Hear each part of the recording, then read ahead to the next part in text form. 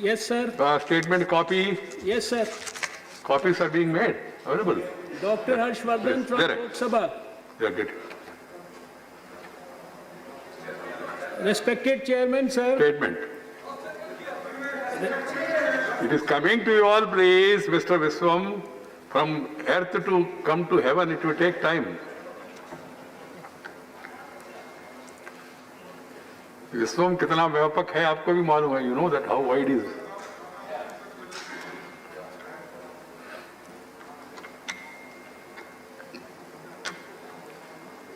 एक मिनट रुकिए डॉक्टर साहब, एक मिनट रुकिए. बिल स्टेटमेंट डिस्ट्रीब्यूट कर रहे हैं ऊपर. हम ज्यादा सर लोग को एंगेज इसलिए नहीं कर पा रहे, अदरवाइज वो भी एक बीड होगा, इसलिए थोड़ा देर हो रहा है.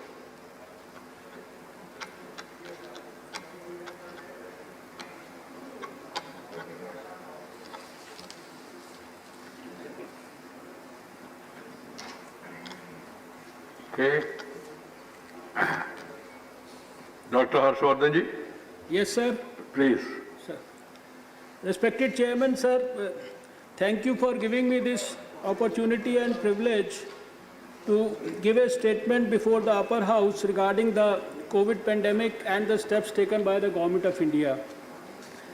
Sir, I have briefed this August House on 2 earlier occasions, once in February and again in March this year on the COVID pandemic.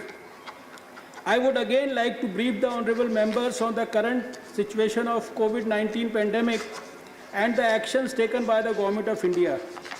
Since my last briefing, WHO declared COVID-19 a pandemic and asked all countries to take urgent and aggressive action against this public health crisis.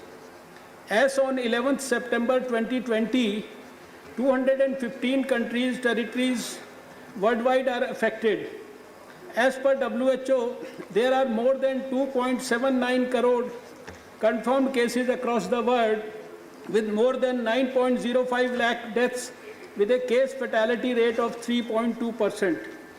Sir, as on 11th September 2020, a total of 45,62,414 confirmed cases and 76,271 deaths, with a case fatality rate of 1.67% have been reported in India.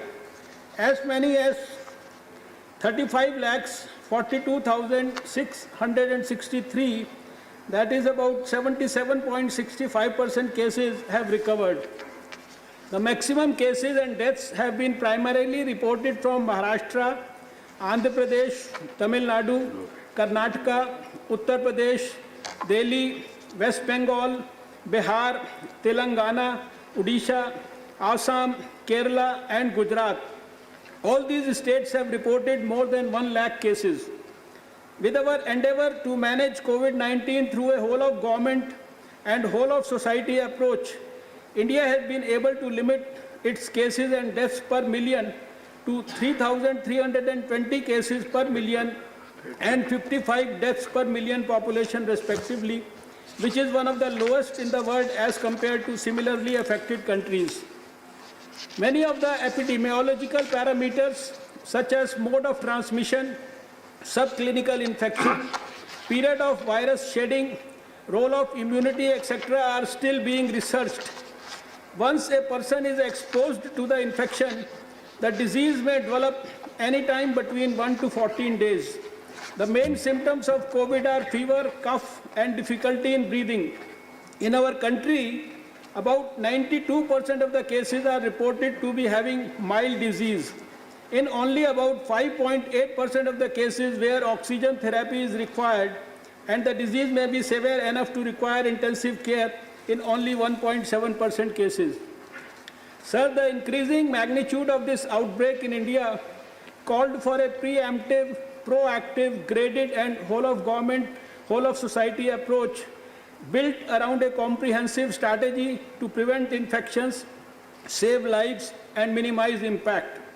The Government of India undertook the COVID-19 challenge with the highest level of political commitment. The nationwide lockdown, a bold decision undertaken by the government, duly involving community initiated as self-imposed Janta curfew, as per the call given by the Honorable Prime Minister, is testimony to the fact that India has collectively stood up to manage COVID-19 and successfully blunted the aggressive progression of COVID. It has been estimated that this decision prevented approximately 14 to 29 lakh cases and 37 to 78,000 deaths. Further, these 4 months were utilized to create additional health infrastructure, enhance human resource, and produce within India critical elements such as PPEs, N95 masks, and ventilators. A case in point is increase in dedicated isolation beds 36.3 times and dedicated ICU beds above 24.6 times to what existed in March 2020. Whereas there was no indigenous manufacturing of PPEs with the requisite standards at that point in time, we are now self-sufficient and in a position to even export the same. On behalf of our countrymen, I take this opportunity to congratulate our Honorable Prime Minister Shri Narendra Modi, who personally continues to monitor the situation and provided his leadership. Government of India has initiated a series of actions to prevent entry of the disease and to contain it. I am daily reviewing the situation. Honorable Prime Minister himself has interacted with the Chief Ministers of all states and UT administrations and all stakeholders to regularly understand issues and collaborate with the states for effective COVID management. Group of ministers under my chairmanship consisting of Minister of External Affairs, Minister of Civil Aviation and Minister of State for Home Affairs, Minister of State for Shipping and Minister of State for Health and Family Welfare have met 20 times since its inception on 3rd February 2020. Committee of Secretaries under Cabinet Secretary has taken regular reviews with all related ministries of Health, Defence, Ministry of External Affairs, Civil Aviation, Home, Textiles, Pharma, Commerce and other officials, including with State Chief Secretaries.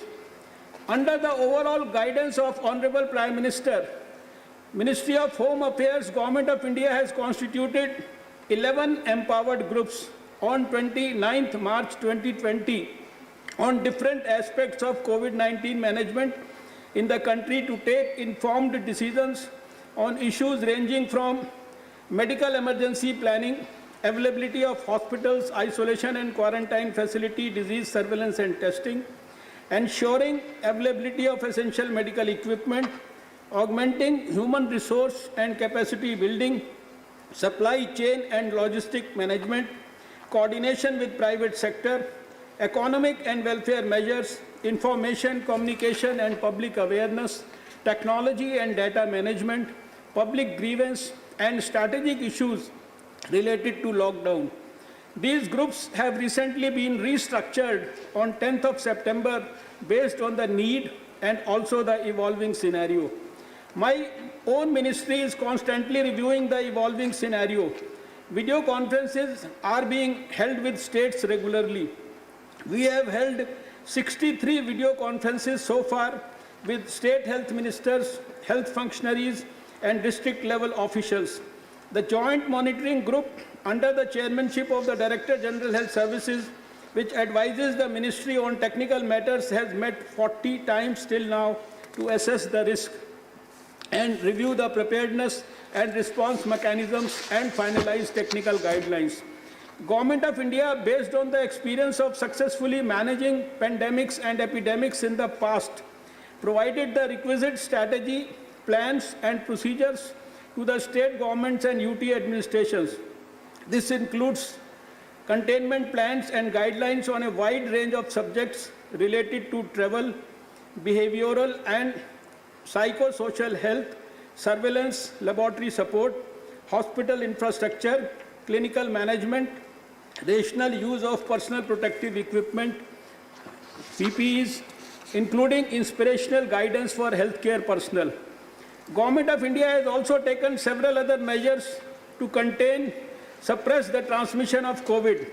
First travel advisory was issued on 17th January 2020 and as situation evolved, the travel advisories were revised in a graded manner. Universal screening of passengers from all countries was introduced, and up to 23rd March 2020, till the suspension of all the commercial flights, a total of 14,154 flights with 15,24,266 passengers were screened at the airports. In addition to airports, about 16.31 lakh persons were screened at land border crossings, and about 86,379 persons were screened at 12 major and 65 minor seaports. Presently, Government of India has advised no scheduled international commercial passenger aircraft be allowed to take off from any foreign airport for any airport in India from March 22, 2020, except under Vande Bharat mission on May 7, 2020, which aims to bring back home stranded Indians in many countries due to COVID-19 pandemic. Temporary air travel arrangements, transport bubbles between India and 9 other mutually consenting countries aimed at restarting commercial passenger services have commenced. They are reciprocal in nature, meaning airlines from both countries enjoy similar benefits. A guidelines for international arrivals has also been issued by the Ministry on 24th May 2020, which were revised on 2nd of August 2020. Prior to the lockdown 1.0, Government of India evacuated Indian nationals from Wuhan in China, Diamond Princess cruise ship in Japan, Iran, Italy and Malaysia under Vande Bharat mission. As reported on 11th September 2020, a total of 12,69,172 passengers have been brought back to India. Community surveillance was initiated initially for travel-related cases and subsequently for cases being reported from community by Integrated Disease Surveillance Program. As on 11th September 2020, a total of about 40 lakh persons have been kept under surveillance, and extensive contact tracing of all positive cases, which is regularly being undertaken through disease surveillance network so as to break the chain of transmission. Ministry of Health and Family Welfare released containment plans to contain cluster and large outbreaks on 2nd March and 4th April 2020 respectively, and these plans were updated from time to time. The containment plans envisage a strategy of breaking the chain of transmission by defining containment and buffer zones, applying strict perimeter control, intensive active house-to-house search for cases and contacts, isolation and testing of suspect cases and high-risk contacts, quarantine of high-risk contacts, intensive risk communication to raise community awareness on simple preventive measures, and need for prompt treatment seeking and strengthening of passive influenza-like illness, that is severe acute respiratory illness, SARI surveillance in containment and buffer zones. With the evolving scenario, laboratory network is continuously being strengthened. From a situation of a single laboratory equipped to undertake testing for COVID in January, presently 1,705 laboratories are conducting COVID-19 testing.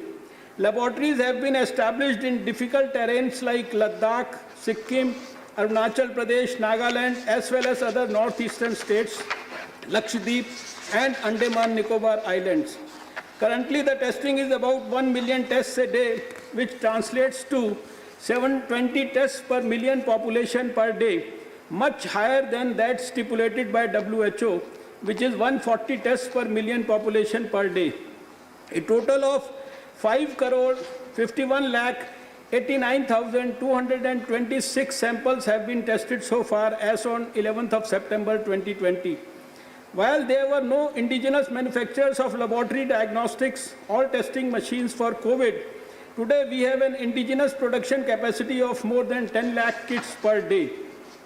For appropriate management of COVID-19 cases, a 3-tier arrangement of health facilities, that is COVID care center with isolation beds for mild or pre-symptomatic cases, dedicated COVID health centers with oxygen-supported isolation beds for moderate cases, and dedicated COVID hospitals with ICU beds for severe cases has been implemented. Tertiary care hospitals under ESI Corporation, Defence, Railways, Paramilitary Forces, Steel Ministry, etc. have also been leveraged for case management.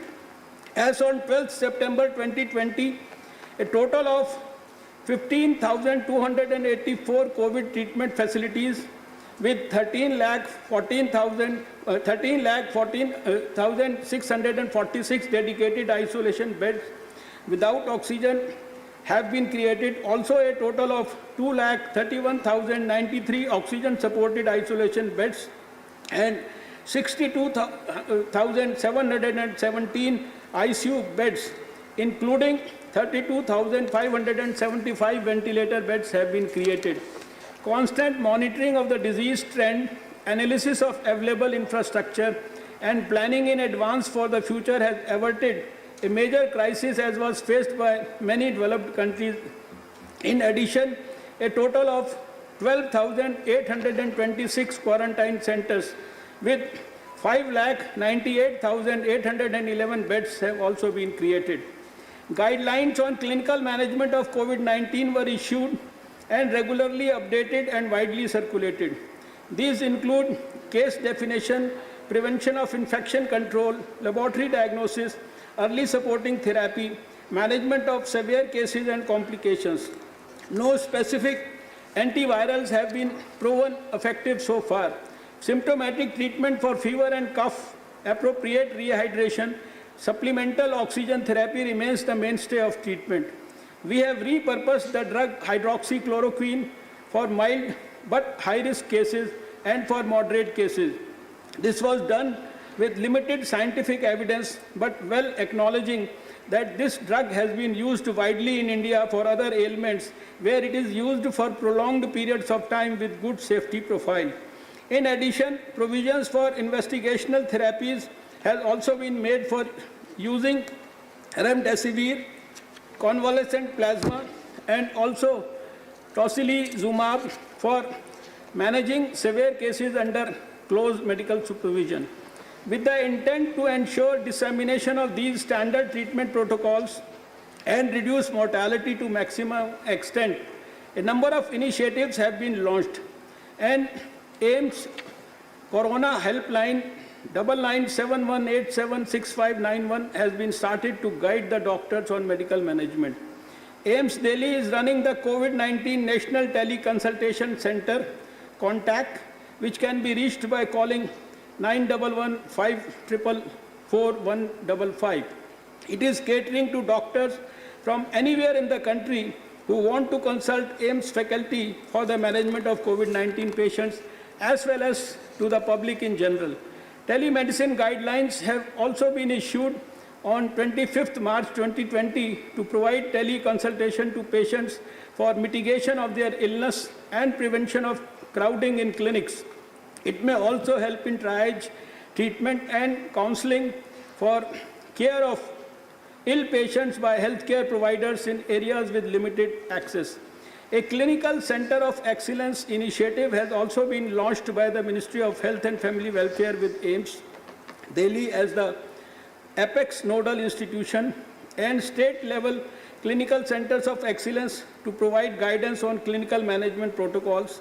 Weekly webinars are being organized by AIIMS to guide these state-level centers of excellence on crucial clinical issues that doctors may require guidance on managing COVID cases. These state-level centers of excellence are expected to further disseminate these in their districts. To ensure accessibility of quality treatment for both COVID and non-COVID health issues to far-flung areas, use of telemedicine has been promoted in a big way.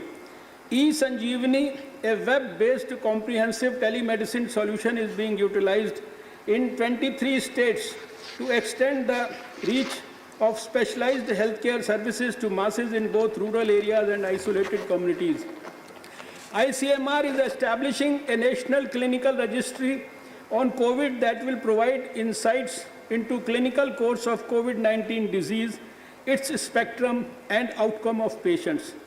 13 clinical trials of repurposed drugs and harnessing of traditional knowledge using the modern medicine approach are building a portfolio of therapeutic options for COVID-19 patients. Phase 2 clinical trial of immunomodulator Sepsivac has been completed successfully. Phase 2 clinical trial of the first ever phytopharmaceutical ACQH is underway.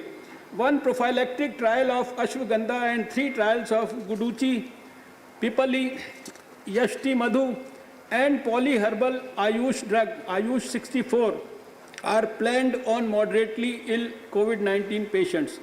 An effective vaccine would be the sure shot tool in the armamentarium against disease. On this front, globally there are around 145 vaccine candidates in preclinical evaluation and currently 35 vaccines in clinical trial. In India, a major focus has been on facilitating the development of COVID-19 vaccine. More than 30 vaccine candidates have been supported, which are in different stages of development. 3 candidates are in advanced stage of phase 1, phase 2 or phase 3 trials, and more than 4 are in advanced preclinical development stage. COVID-19 biorepositories have been set up, which have collected more than 40,000 samples, which have been made available to researchers and industry for developing diagnostics, therapeutics, and vaccines. To coordinate procurement and distribution of COVID vaccine, Government of India has constituted a national expert group on vaccine administration for COVID-19 on 7th of August 2020 under the chairmanship of Member Health Niti Aayog. Ministry of Ayush has contributed through various measures for the management and mitigation of COVID-19. The ministry recommended guidelines of self-care for preventive health measures and boosting immunity.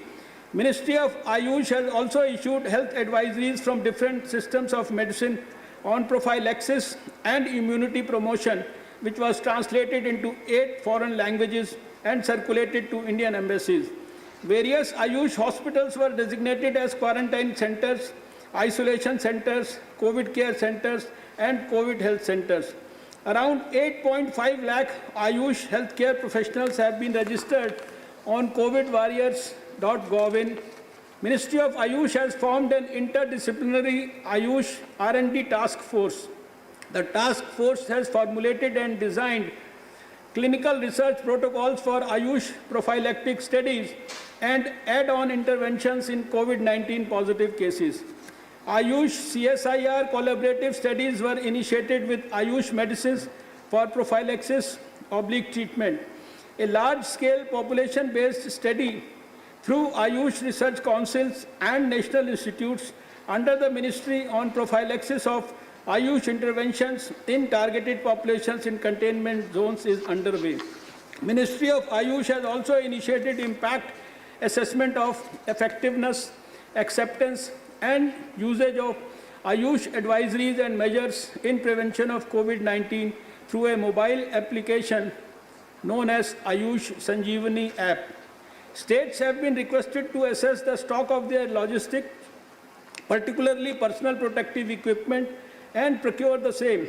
Total orders for 1.92 crore PPEs have been placed by the central government so far.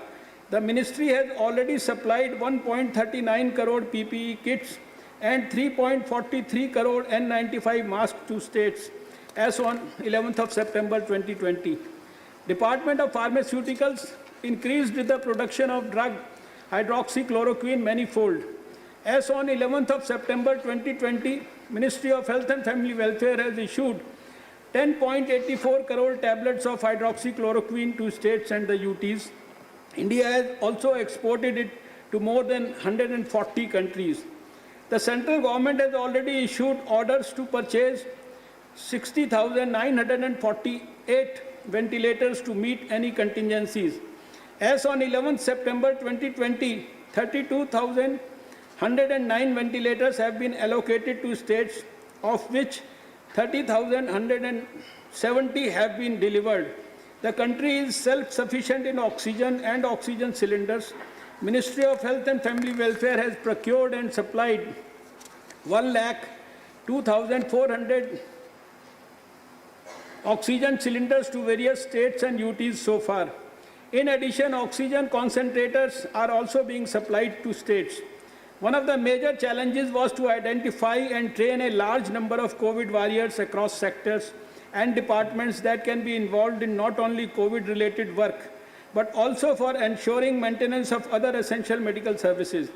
Pooling manpower resources has been done from Defense, Ayush, NCC, NSS, NYK, public sector enterprises and private sector.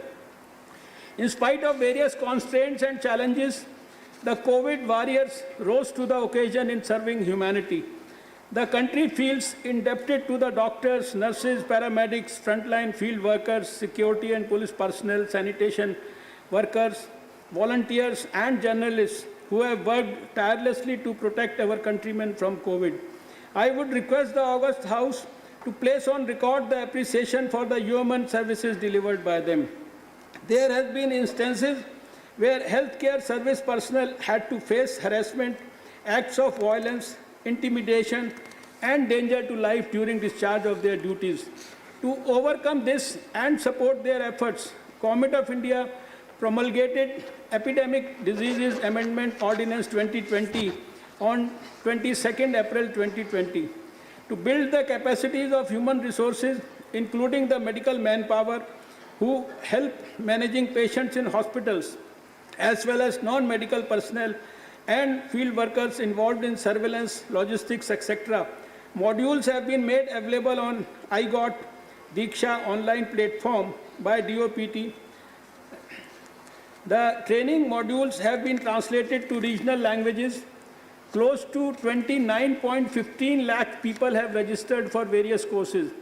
This includes 5,699 doctors, 86,018 Ayush professionals, 4,102 nurses, 963 allied health professionals, 5,881 frontline workers, 2,70,736 volunteers, and 25,42,892 other participants. About 18.96 lakh course completions have taken place on iGOT Diksha platform. Training resources for medical and non-medical personnel have also been made available on the website of Ministry of Health and Family Welfare. We have now moved from managing travel-related cases to containing clusters and large outbreaks due to local transmission to widespread of infection to urban, peri-urban and rural areas. This would require concerted effort by the government with people's participation to prevent large-scale morbidity and mortality. Equally crucial is to maintain the success achieved in management of reproductive, maternal and child health, vaccine-preventable diseases, non-communicable diseases, tuberculosis, vector-borne diseases such as Kala Azar and malaria. Hence, there is an increased thrust for managing non-COVID essential services. Ministry of Health and Family Welfare website is being updated daily to provide general public with information on current status of COVID-19 spread in India. Regular press releases are being issued and press briefings are being held. Communication material and toolkits have been developed, pamphlets, posters, audio and AV films, and they are provided to the states and UTs also on COVID-19 disease. Preventive steps required to be taken by the communities, handling of myths and stigma related to disease, and to widely publicize the helpline numbers available. Communication material is also being hosted on Ministry of Health and Family Welfare website and through social media. Do's and don'ts are being widely circulated through SMS. 550 crore SMSs have been sent. Caller tune messages are being sent to telecom subscribers in 13 languages, and 117 crore subscribers have been reached. A dedicated call center helpline 1075 had been started in the initial days to guide community at large, which is being used by the citizens very effectively and on a regular basis. A total of 41.04 lakh calls have been received so far. Department of Biotechnology, Department of Science and Technology, CSIR, and Department of Health Research covered the entire chain of scientific and technological solutions holistically for COVID-19 through academia, R&D labs, industry, startups, and NGOs. These solutions include basic scientific studies on the behavior, transmission, and effects of virus, mathematical modeling of the pandemic, and products such as the world-class ventilators, diagnostic kits, vaccines, therapeutics, antiviral coatings, disinfectants, PPEs, masks, mobile testing booths, and hospitals, artificial intelligence-based tools, and information dissemination to masses. For these purposes, a comprehensive mapping of our entire startup ecosystem was done to identify and support over 110 technology startups and over 20 industries for commercial production. Over 150 projects in all areas of virus behavior have been initiated. Government of India is regularly coordinating with WHO headquarters, regional office, and the country office to get update on the evolving scenario. Government of India has also provided support to other countries in tackling the challenge posed by the COVID. India has played a major role in shaping up G20 and BRICS response to COVID. India is also extending support wherever required to neighboring SAARC countries. The government is proactively identifying gaps and building an Atmanirbhar Bharat that will be able to take challenge of similar pandemics, epidemics, and disasters in future. And an expenditure finance memorandum of 65,560.98 crores under Prime Minister Atmanirbhar Swasth Bharat Yojana for strengthening is already under consideration. This includes investment in research, healthcare, and public health infrastructure with particular focus on pandemic management. I would urge all the honorable members of Parliament that battle for COVID is still far from over.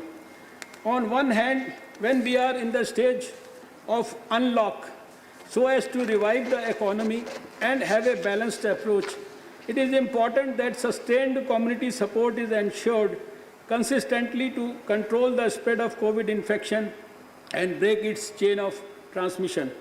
Your support is crucial to create awareness in your respective constituencies for COVID-appropriate behavior.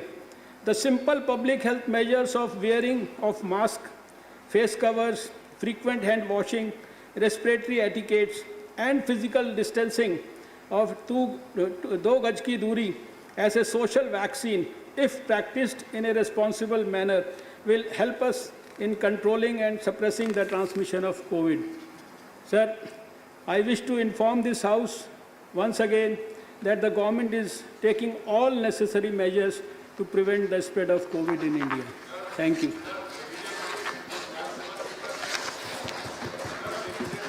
Please. See, I have received around 10 requests for asking clarifications and giving suggestions.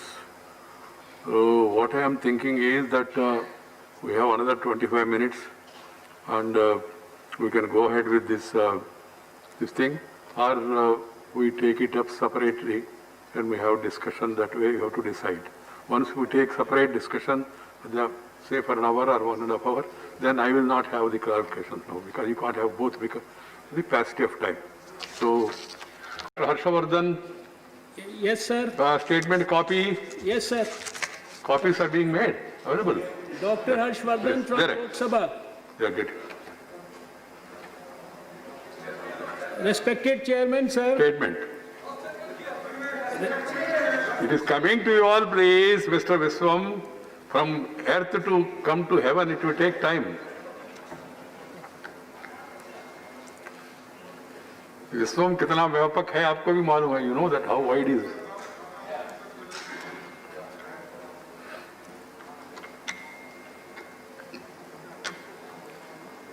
एक minute और रुकिए doctor साहब, एक minute रुकिए. Bill statement distribute कर रहे हैं ऊपर.